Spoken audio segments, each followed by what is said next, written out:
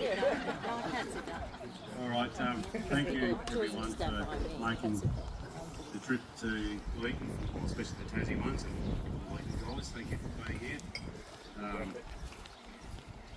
Jesus, had it all this sorted out. Didn't I? We're really, Cherie especially, really appreciates everyone's effort to get here and all the well wishes for her birthday and all the rest of it. Probably a little bit late on this, but ladies, there's a toilet over there. Guys out the back at the toilets. Is there any ladies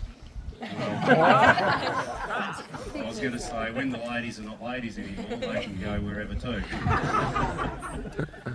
We're friends with you.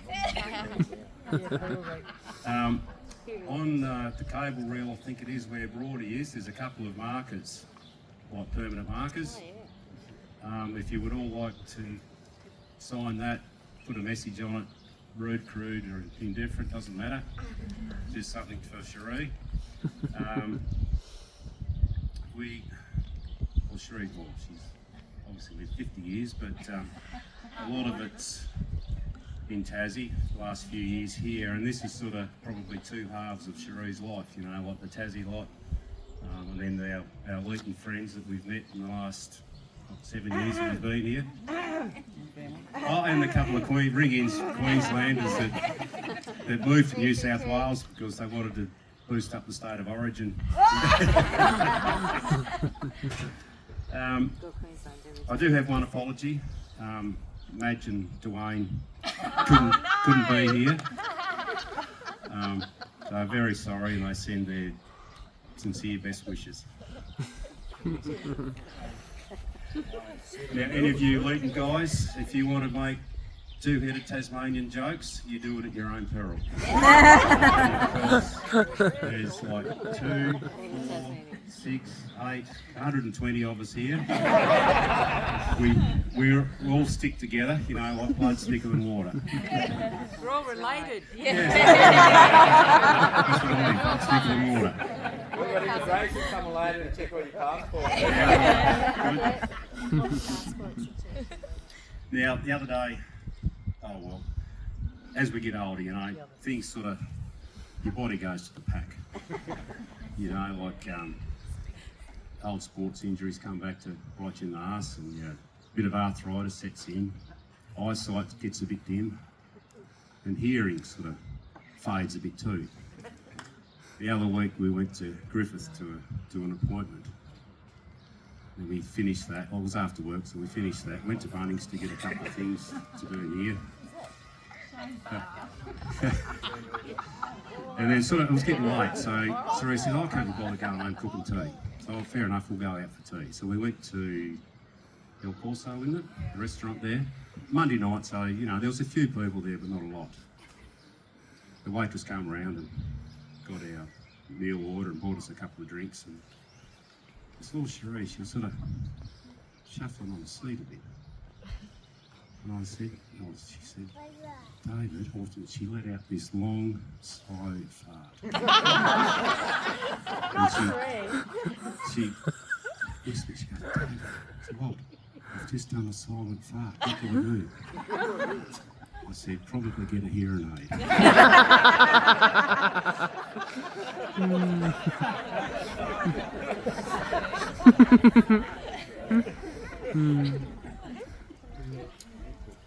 Now, Cherie, she's a daughter, a wife, a mother, and she does all of those with 110%.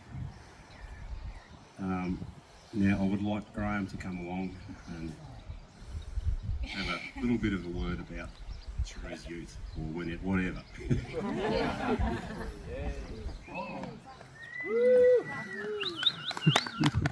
It won't be real long, so not real good at this sort of thing, but Cherie's been a bit of an inspiration to the whole family for, I can say 55 years, for 50 years. And she's been a bit of a bugger of a kid actually. Like in 1974, if you can all remember, Darwin. Howdy, sweetie. Can you hear me now? Yeah. In 1974, Darwin went under that was a massive, what was it, 74? A cyclone hit Darwin. Tracy. 74. The same year that Sheree was born, and she's done the same thing for 50 years of our frigging lives. Chaos, trouble, and nothing else. But underneath all that, the mischievousness and everything else that kids got up to, I'll tell you what, we couldn't have done any better. Well, I couldn't have done a better mother, but yeah, we couldn't have done any better. She's been a great family support for the whole family, with her, Ryan and Ebony and all the nephews and nieces and everything else. And Sheree's been a funny kid, you know, right through her life she's taken me on board, and I can remember back in our farming days, I'd send Sheree come home from school. This is just funny little thing she used to do, but I can remember. She'd come home from school and she used to say to me, Dad, what do you want me to do? I'd say, well, listen, if you jump on the tractor, go out the back paddock, and there's a paddock that needs mummy, and you do that for me, I love it. It'll save me a bit of time tomorrow. So she'd come back about 2 hours, she'd say, Dad, the job's done. I'd say, well, you know, you've been working, it would have taken me 4 hours anyway. I was sort of accepted that she'd finished. I went out the next day and she'd gone the wrong frigging way. She'd gone that way round, instead of that way round, and all the grass and the paddock laid over the wrong way. Thanks, Sheree. No, she didn't have the motor turned on. And I know she's got a lot of chaos down around the Marrawall, tricks and things she got up to over the years. And one of the things that I don't want to rattle on about this all day, but I want Sheree to come up, just come up here alongside Dad. And as a little one, so you can imagine this little girl, she used to say, oh, she'd get in trouble at home, she'd pack a bag, she'd want to go down to Savage River and work in the mining industry. She'd want to come down there with Dad, and she'd get out the driveway and she'd turn around and say to Robin, oh, it was too hard, I'll come back, I won't go down. So anyway, that just sort of thing used to go on all the time. But one of the things she used to do, used to be a big thing in the family of a Saturday morning, is look for Dad's teeth. I'd lose my teeth. I'd go to the pub, come home pissed, lose my teeth, and Sheree and the brother would run around the bloody house or wherever, down the couch, looking for my teeth. One thing Sheree used to do, she used to admire, I'll give you that, you've got to open it.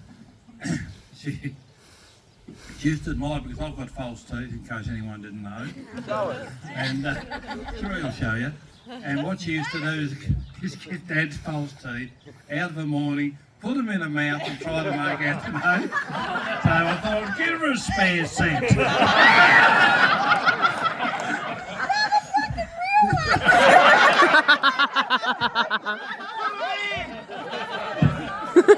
So she went to school here at Leeton a few weeks ago.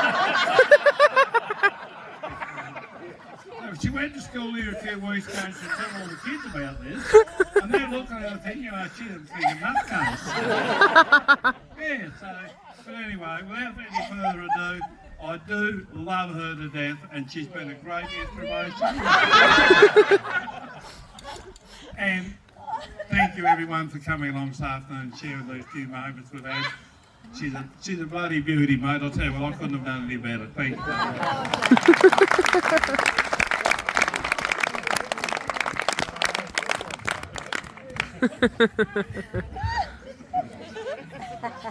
Thanks, Graham. Well, as I said before, Sheree's been a daughter, a wife and a mother. And now I'd like to call on Ryan to share some of his experiences, and Ebony. Interesting. Yeah, we'll both. Experiences as kids growing up. I look forward to this.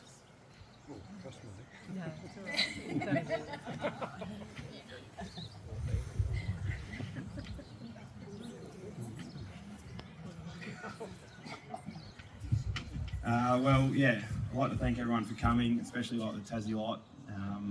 It is a big journey to make, so yeah, really appreciate that. I know Mum, Dad, Ebony and myself, yeah, can't thank you guys enough. But to Mum, go back, how old were we? Probably 4 and 5, or 5 and 6? Probably 5 and 6, I reckon. So used to drive down the road and there was always a paddock on the right. It was always called the paddock up the road. And every year Dad would put turnips in there for the cows. And me and Ebony used to get out on the farm and ride the motorbikes and do all that kind of stuff. So we thought, you know what, the cows had been through there, so middle of winter too, mind you. As you Tassie lot know, what middle of winter and a turnip paddock would look like. First of all, we did have our helmets on, safety first. We had the old calf bus flag, the old red flag, and there was a little water trough at the top of the little hill there. And that was the start and finish line. So one of us would be on the bike and the other one would be there, ready to go, would be get the flag up and you'd drop it and then off you'd go. You'd go straight down towards the fence, you'd swing a right, you'd fly up the side of the road basically, and then turn right, you'd do a full lap of the paddock and you got down to where the cows would exit, and obviously it was a lot muddier and full of water and almost get bogged every time coming around the last corner before you get the finish line. And anyway, so we done this for probably half an hour or so, and yeah, a good few laps. Dumb and Dumber here. Come outside the cowshed door and just could see us. And they sat there for probably 10-15 minutes just watching us laughing. And then, anyway, another probably 10 minutes goes by and they're talking like, oh, we can't let them keep doing that. We're going to have to go and stop them. So anyway, Dad's like, well, you go and I'll keep milking. So Mum comes up round the house. She goes, I'm going to sneak up on them so they don't see me coming. So Mum's come around the house, past the shed, and then through the cyclone gate that was there. And she had the apron on, you put it around your neck and it would basically go down to your ankles. And leather, yeah. And you'd have a piece of poly pipe that used to give the cows a tap on to get them up and whatnot. And there was always a noise you'd make if you're in the yard. So you'd spread your legs a little bit and you'd have the poly pipe and you'd give it a nice good whack between on the apron, and it would give a nice loud bang. Well, this thing over here strutted the stuff up there and gave it a few good whacks and absolutely tore us a new one. It went off at us, we got grounded, we had to wash the motorbikes that night. And so me and Ebony decided, so we started washing the motorbike. We thought, fuck these guys. So we sat on the gravel pit at the turning circle at the cowshed. There was a gravel pit in the middle. So we sat on that, watched the sun go down, talking about how much we fucking hated Mum and Dad. All because of Mum come up and had to be the fucking party pooper. So that's probably the first one, and probably one that sticks with us the most. So her nickname amongst the family, this little inside joke, we call her the polypipe bashing motherfucker.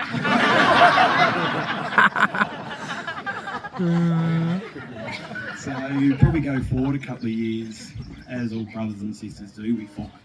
We push, we shove, we throw punches. I've got a scar to prove it. So it was one morning, Mum and Dad were milking and me and Ebony were having a good old argument in the bathroom trying to brush our teeth. And anyway, push come to shove, and I think it was Ebony pushed me and I've gone back into the shower screen door.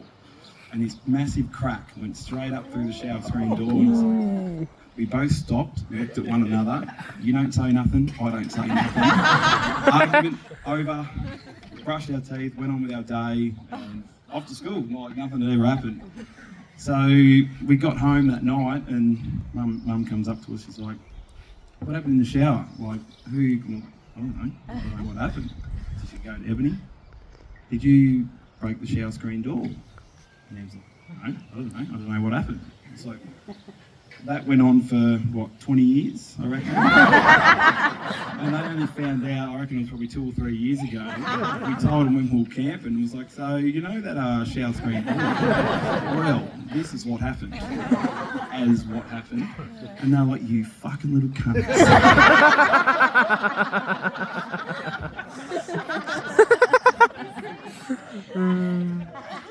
So that was probably two of the most biggest memories as kids, either where we got told off or we probably had the upper hand. So fast forward, wind back probably, what are we, 24, so 2020, it was Anzac Day. This is in Leeton here, just up there in the living area. Neville. Yeah, Neville can vouch for this. All probably in the rest of the family, the Sweetman crew. So it was Anzac Day. We got up. We done our dawn service out the front, as we do every year. And then we had breakfast, and then we thought, oh, we'll get on and have a family Skype on Messenger, like a FaceTime. And anyway, that started at 7 o'clock in the morning, mind you. Remember that. That's a key part of the story. And anyway, obviously COVID times, we could still play golf. So luckily, so I went and played golf that day. I think I teed off at 10 or 10:30 or something like that. And Mum and that was still on FaceTime. Yeah, played all 18 holes, and you know how long that takes. So I've come home, and a few beers afterwards at the golf club. I've come home, and I was only looking the other day, it was 4:30 in the afternoon when I got home. She's still on FaceTime. She's drank 2 bottles of wine. She's drank a full bottle of scotch, I think it was Monkey Shoulder. She's drank a bottle of red wine in between that as well. And still just sitting in the same seat that she was 9.5 hours ago. And moved. And still talking, yes. And then, so I'd go on, I think I was in the living room or something, just watching a bit of telly. And Mum comes in, she's like, Ryan, have you seen the red wine? I was like, no, I don't know where it is. She's like, oh, I've just snuck off.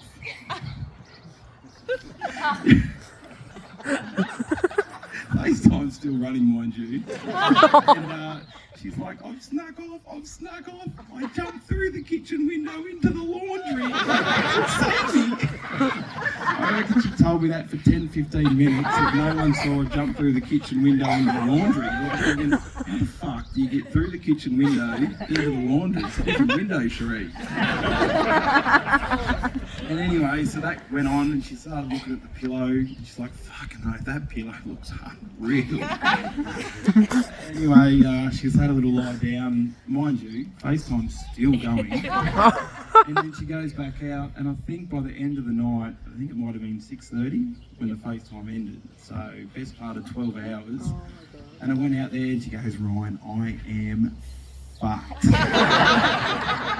Hung up and went straight to bed. But all in all, just a short few stories that we could sit here and go on for hours. But on a serious note, Mum, we'd just like to thank you. From the 4 of us, we've all been through. The 3 of us, the 4 of us in general, you know what I mean. We've been through a lot as a family. A lot of good times, but there's also been a lot of hard times. And through all that, Mum has been the rock.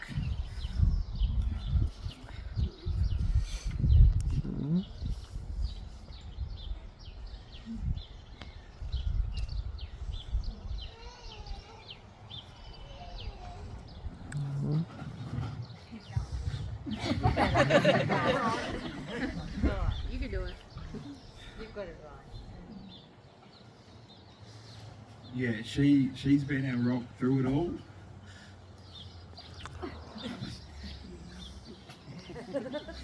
Boyman!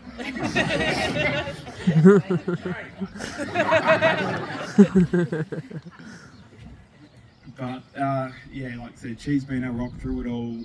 She's the first one there, last to leave. Does everything for you. Take over, Cherie. Even when she's got nothing left to give, she still puts herself out there for us.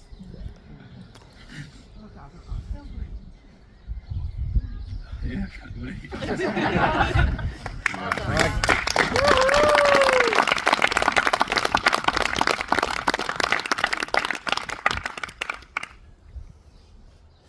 Yes, that's obviously spoken from the heart and all the rest of it. Cherie's, well, she's had many lives. Yeah, like a cat with 9 lives. Cherie's bouncing up. But back, obviously when the kids were little, going to the Redpath Primary School, she was on the PNF committee. Played a major role with that. I think, I'm not sure on your roles. Secretary, President? The President! Right. I did do my homework real well, but anyway. And one of her partners in crime, they used to do a little bit of fundraising, if you want to call it, and then have Christmas parties and all the rest of it. And one of her partners in crime was Karen. I'd like to call on Karen to come forward.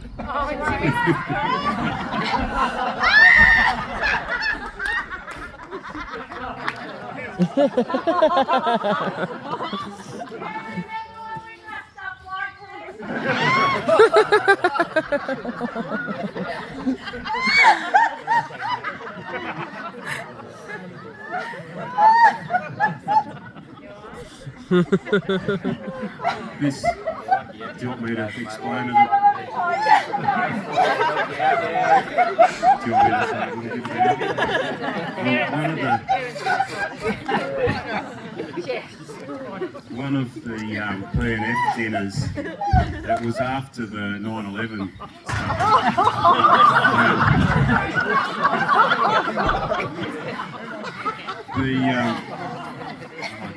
anyway, the bus was the plane, basically. And these two come out dressed very similar to that, hijacked the plane.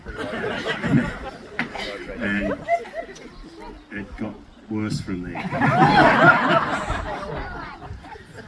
So, Karen, would you like to come and have a...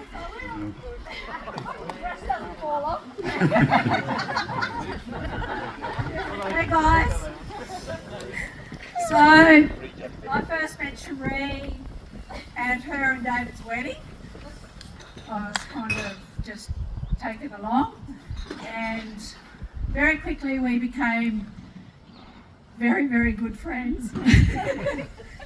And a couple of years later we both had babies together, and further on from that we decided we better join the PNF at the beautiful little school of Redpath Primary. And we felt like the parents needed to do some fun things. So we spent many days walking on the beach arranging PNF functions. So hence why I'm dressed like this. So we were parking meter attendants when they came to park their cars. We were doing a progressive dinner. We were air hostesses, so we were doing the, stuff up the front of the plane. When Ansett went broke, chance it with Ansett. We were then we hijacked the bus, so at every course we did something. And then we were Hawaiian dancers on the way home. Not sure what that might have looked like. But anyway, I think for quite a few years whilst we were on PNF, Cherie and I organised all the functions for Redpath Primary. But anyway, I also just have a little story to tell about Cherie. She asked me would I go shopping with her for a dress for a wedding. This story is actually about me, but she loves it. And so we're in Launceston. She's in the change room, and I'm out there flicking through all the dresses. And the girl came out and said, "Your daughter wants you to go in there."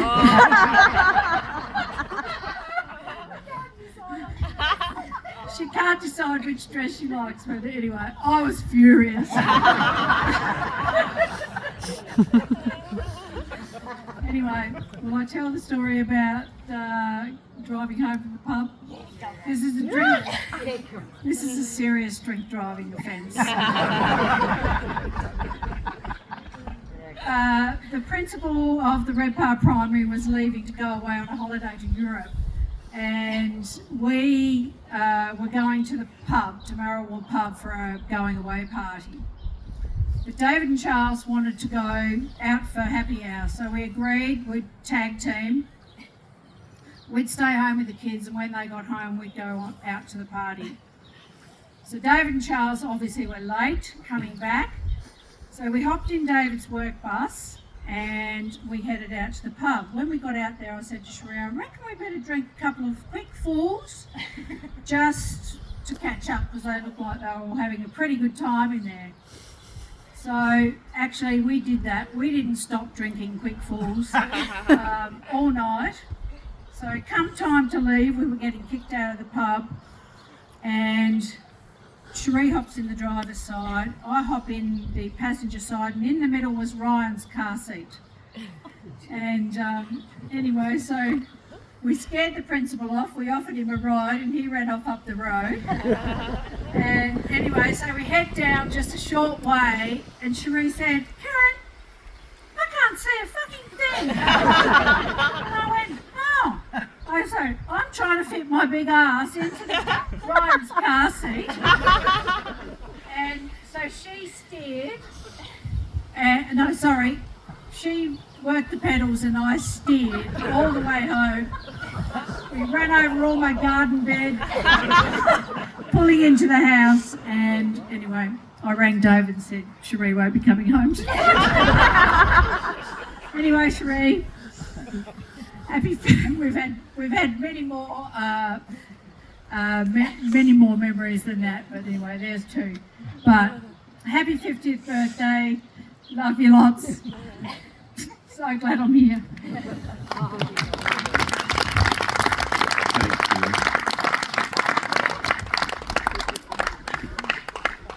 One of Cherie's other passions is sport. You know, badminton, squash, bit of softball, but her main game that she really loved was hockey. And there's a couple of the hockey girls here today, and Leah's going to come up and share some of those memories with you.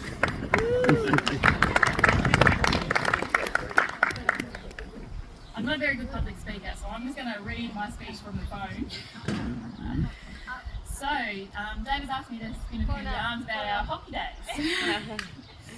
So, back in our hockey days, Cherie was also known as PP, but that's just a little private joke between Cherie and I, so we'll start with that one. So I've tried to come up with a few stories that is not going to incriminate myself, but most of them I think I'm going to incriminate myself.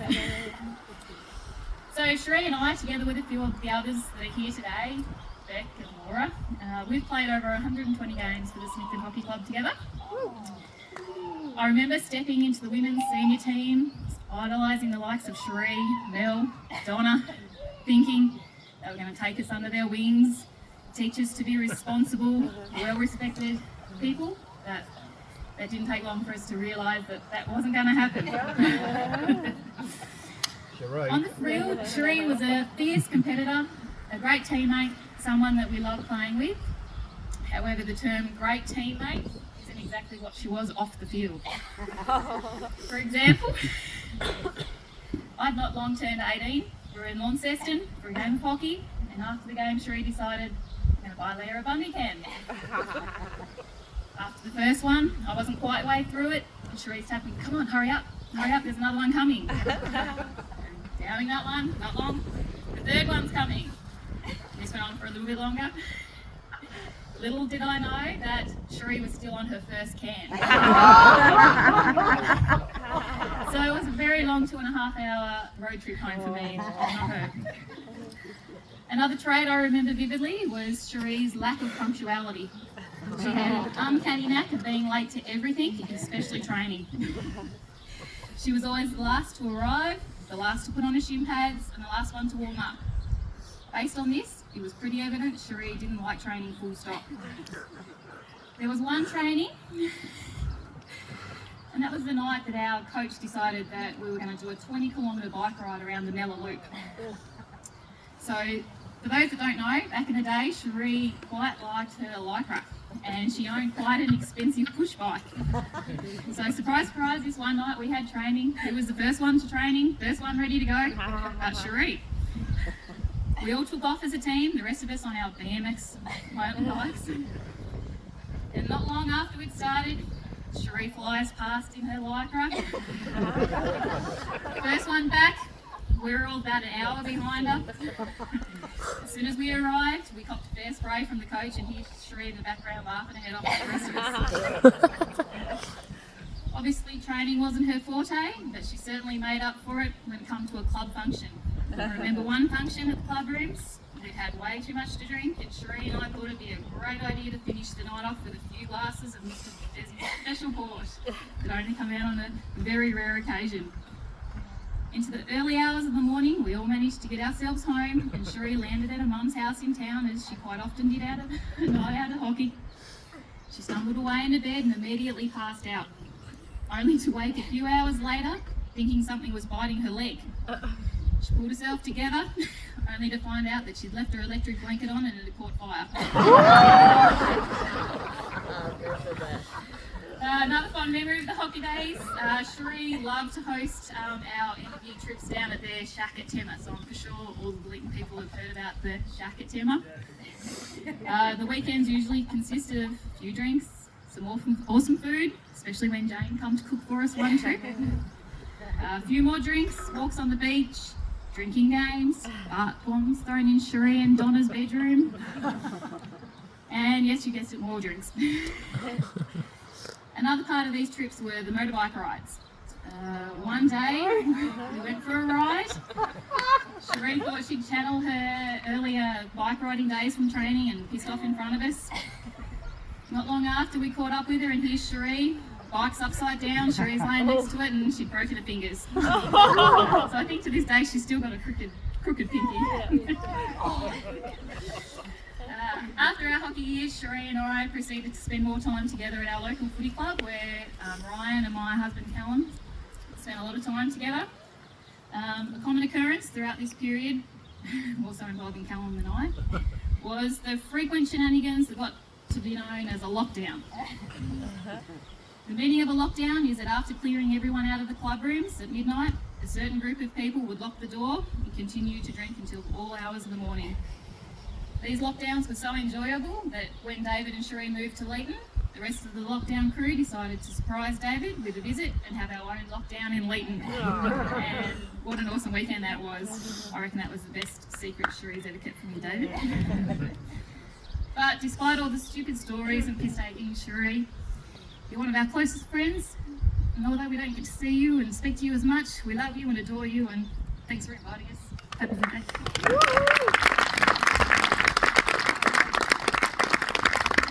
Thanks, Leah.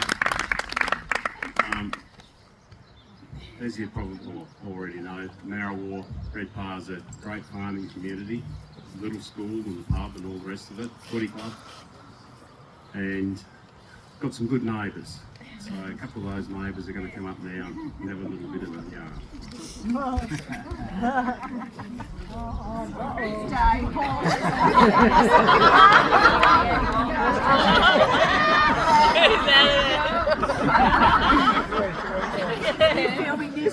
Do you want to film this? Shit, bit short notice. Had have been a bit more notice, would have prepared something, wouldn't we, Ants? Threw us under the bus a bit.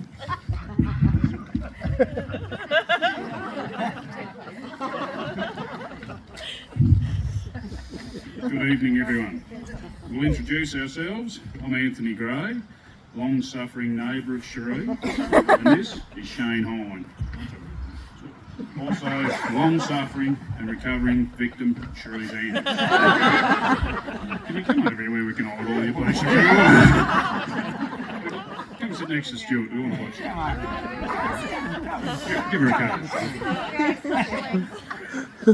We'd like to wish Sheree a very happy 60th birthday. Sorry, Sheree. Yes, not 60, 50. We've prepared a little treat for your newfound friends and community of Leeton. We've come here tonight as a community to share with that's what we want. I'm shaking, I'm that excited. We've been waiting bloody months for this. To share with you, the good people of Leeton, how this couple, Sheree and David from Tasmania, happened to land on your doorstep here in Leeton. You may think on first impressions Sheree is a wonderful, caring, fun-loving person. But tonight, my friends, it's time to shed the light on exactly who she really is and why she needed to leave Tasmania. There's quite a contingent of Tasmanians here tonight who've come together to support each other and finally seek some closure to the trauma she's made us endure over the years. The Grey name is synonymous with mostly hard-working and respectable, pioneering pillars of society. And Cherie was lucky enough to marry David and take on this respected surname. Since then, much to the disgust of full-blooded Greys, myself, she's brought much disrespect and shame to the Grey name in our little community. These are a shake, Shane. I'm excited. Our much-loved local establishment, the Marrawar Tavern, has on occasion had to suspend her alcohol intake and forcibly remove her from the bar. To this day, she's still the only Grey to be refused service at the Marrawar Hotel. Theft and stealing of other people's property seems to be a thread of her antics. That appears to go hand in hand with a problematic drinking behaviour.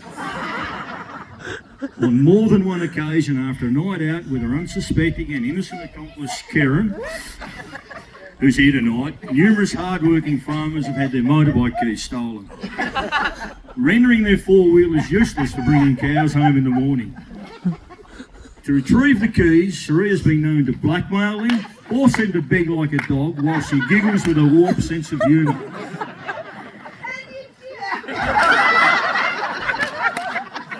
Irrelevant. They've had their dairies vandalised, heading into the pit early in the morning only to find it filled with water, the drains blocked and hoses left running all night to fill them, effectively turning them into swimming pools. This questionable behaviour also flowed through to harassment by phone, ringing unsuspecting, highly decorated, trustworthy, senior local volunteer firefighters who will answer the call no matter what time of night.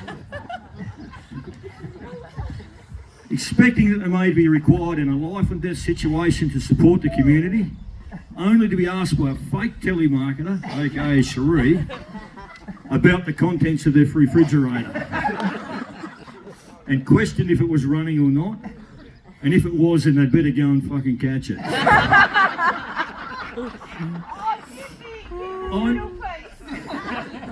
I'm sure you all agree this behaviour is both childish and irresponsible. But it doesn't end there. The Marrawar Fire Brigade was tasked with a highly respected job of hosting a Christmas party for all the brigades in the district. A community event with over 100 people in attendance, including the State Fire Chief and the State Fire Commissioner. As a community, we tried to allow Cherie the opportunity to right some of her past wrongs by giving her a special role to dress up in a full structural firefighting PPE and welcome our guests as they arrived. Just to add some humour to the night. Her alias name for the night was to be suitably Arse On. But with hindsight, maybe Arsehole would have been better. Cherie took this job very seriously, some may say too seriously.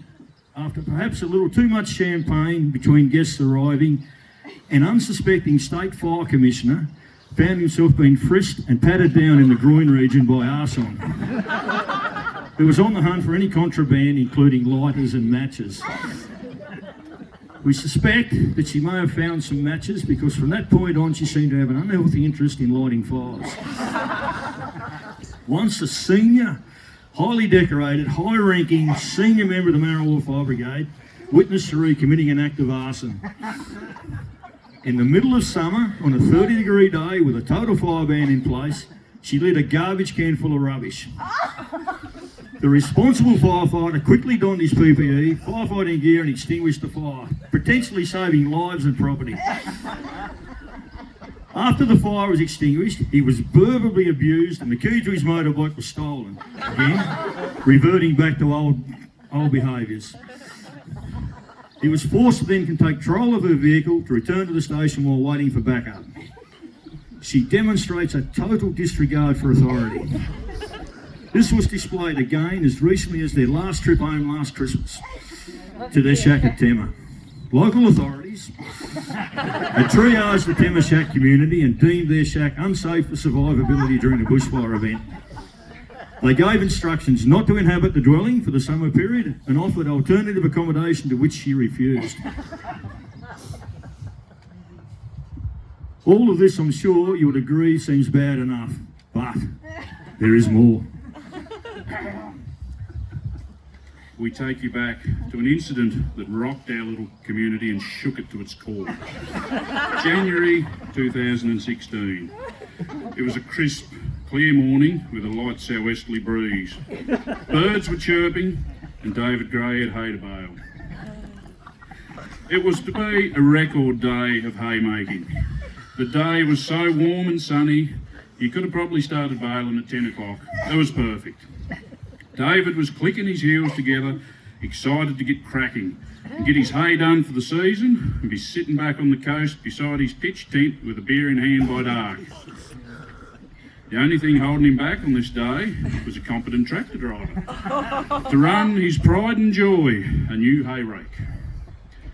This is where the trouble began. Cherie, being a good farmer's wife, offered to step up to the plate. Although with minimal experience and overconfidence, this was always going to be fraught with danger. With all her bluster and bombasticness, she exclaimed, "It's child's play, surely it can't be that hard." David set her on her way with instructions, sitting in the tractor for the first lap. He confidently climbed out of the tractor, leaving her with one warning: watch the fucking hydro pole. David headed off with a spring in his step, the day's bailing ahead. Still in the back of his mind, I'm sure, a little concerned of his new apprentice's abilities. She completed the second lap perfectly, following David's instructions.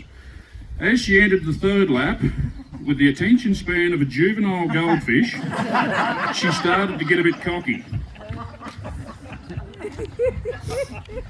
Midway through this lap, whilst posting photos of herself in the tractor on Facebook, so pleased with her accomplishments, driving along one-handed with a newfound confidence for tractor operation, she forgot the one thing David mentioned earlier: watch the fucking hydro pole. Blissfully unaware of the impending disaster about to unfold, driving along one-handed, checking her Facebook like status, with music pumping, next minute, she's wrapped the brand new rake around the hydro pole. It's been in the paddock for 40 odd years and never moved until this fateful day. Turns out hydro poles and rakes do not mix. This collision brought the power lines crashing down and cut off the power to the district for days. The local pub was catering for a large group that day as the state premier was visiting. A wedding was to be held at the local hall, and the footy club was running a fundraising function. All of these events had to be cancelled. Thousands of cows could not be milked for days, resulting in huge financial losses for local farmers. This caused much trauma to the entire community. The two most senior and trusted and highly decorated members of the local fire brigade were first on the scene and quickly brought the situation under control. Wanting to minimise exposure of the trauma to other members, the senior firefighters took on the role of workplace safety officers. They quickly determined that operator error was the major cause of this incident, immediately set up a safe space and evacuated neighbouring houses. In all these years, these members have not seen such a devastating destruction to a piece of equipment such as this rake. On further questioning, Mrs. Gray was quite aggressive towards these officers, just trying to do their job. She made numerous threats towards them and was belligerent throughout the whole incident. Stress management was required for the following incident for both members. The toll on the community was widespread, with trauma counselling and therapy sessions have been followed in the years since. Part of this healing process is for us as a community to come here together and seek closure.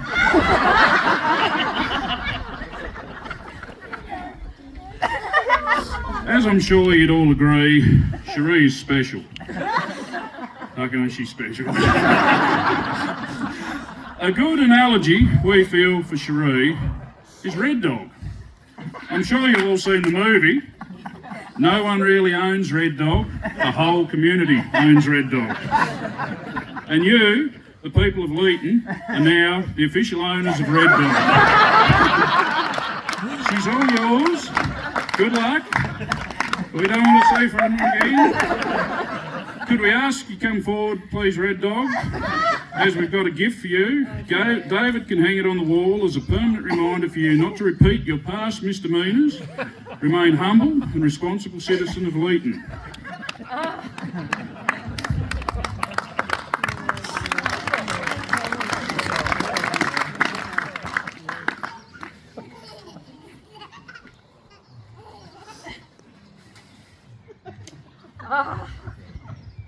Stand at the front. On this special plaque, you will notice a mangled tine from the damaged rake that we retrieved from the police compound, a cut-off section from the hydro pole in question, and the ashes from the ceremonial burning of the remainder of the hydro pole. May we now put this whole incident to bed and there be no retribution. Happy birthday, Cherie.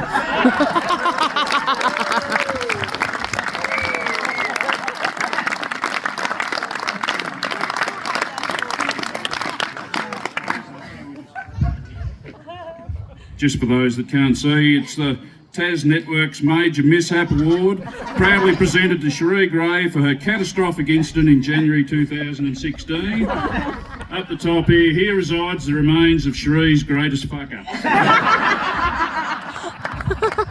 Thanks, everyone.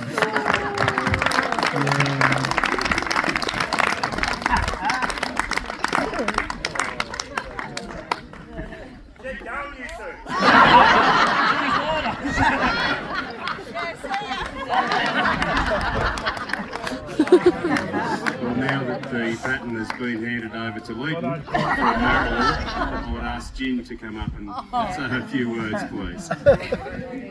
Oh, no pressure.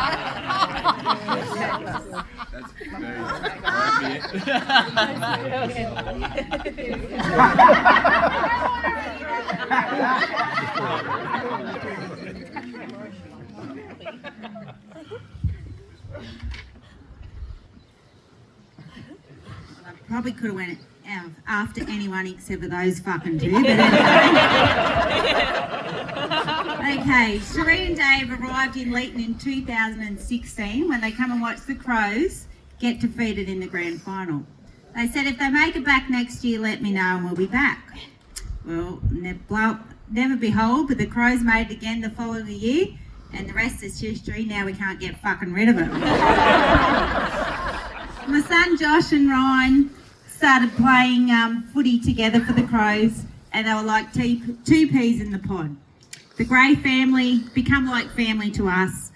Wayne, Josh, Abs, Elle and myself, they all had our backs in some of our darkest days, and forever we'll always be thankful and grateful for their love and strength. We all know Cherie loves to chat. I'm sure you get the drift when she said loves to chat. It's not just a fucking 5-minute chat. So I've come up with a few excuses over my years how to get her off the phone. So she rings and she's like, oh, blah, blah, blah, blah, blah.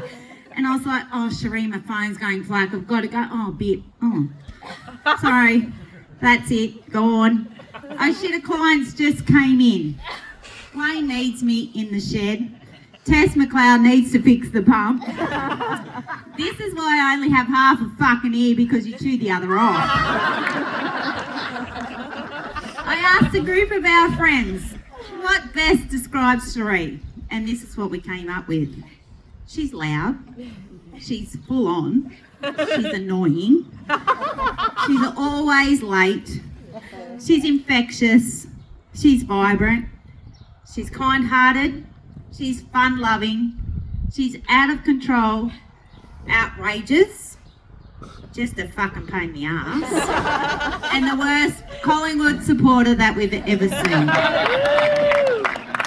We've had plenty of good times over the last years when the Gray family come to Leeton, They've included burnouts, bumfucks, cigarettes, dented light shades, shots, lots of bullshit, more burnouts, but let's not tell Wayne about them, multiple cartons of UDLs, and laughs for days. Cherie, we are certainly blessed that you've come to Leeton. You've become a very good friend of ours and a safe place for our kids at school. And I think Tina Turner simply wrote it the best. You are simply the best, and we bloody love you. We are forever grateful for that, Larry. God bless his soul. Seen her or heard her, however the story goes, and now she is one of us. But as for you Tassie fuckers,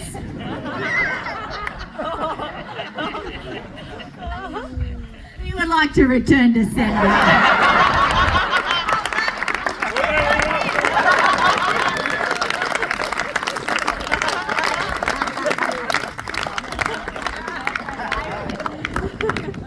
Thank you, Jen.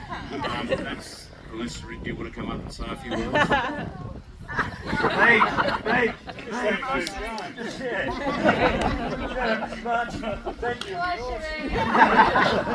You can probably confirm or deny all of those stories, rumours, whatever you like.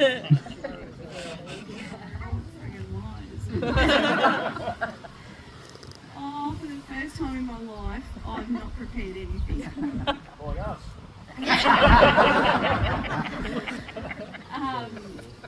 Seriously. Hold it up to your mouth, Cherie, so we can hear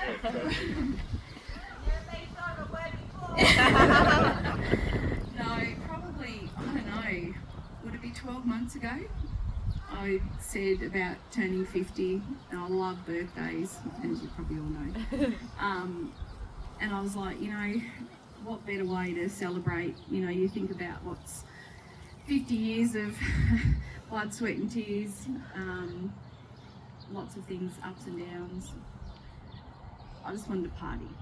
And I was really torn between, you know, our new life here and friends that have become like family, and then these arseholes here. And in the end, I remember I had countless chats with David and the kids, and I didn't really know what to do. And I remember, I think it was last birthday, Ryan said, "Mum, fuck it, just do it." Anyway, so I thought a bit harder about it, and then ended up talking to Jen a few months later probably, and her words were pretty much exactly the same. Okay, so I was, rightio, let's all come together. I just want to, I know this is cliche, but seriously, all of you here have played such a huge part of my life. Good and bad. I hope I'm not the bad. Anyway, yeah, I just feel speechless. I know there's so many that have come from a long distance, and I know what that's like. And I just can't, I really can't thank you enough. So, family, David, Ebony and Ryan. Yeah, you're probably sick to death of me talking about my party for my 50th. And I found it really hard the last few days sitting back and watching everyone do all these things for me. This was just meant to be a little one pallet fence that ended up being, you know, as big as Ben-Hur. But I really do, from the bottom of my heart, love you, shit ants to pieces. Mum, Dad, Vivian, just all my family, Jane, Marina that's here, Brock, Emma, and family and friends. Oh shit. Yeah, that'll do. I can't. I just love you. Thank you so much.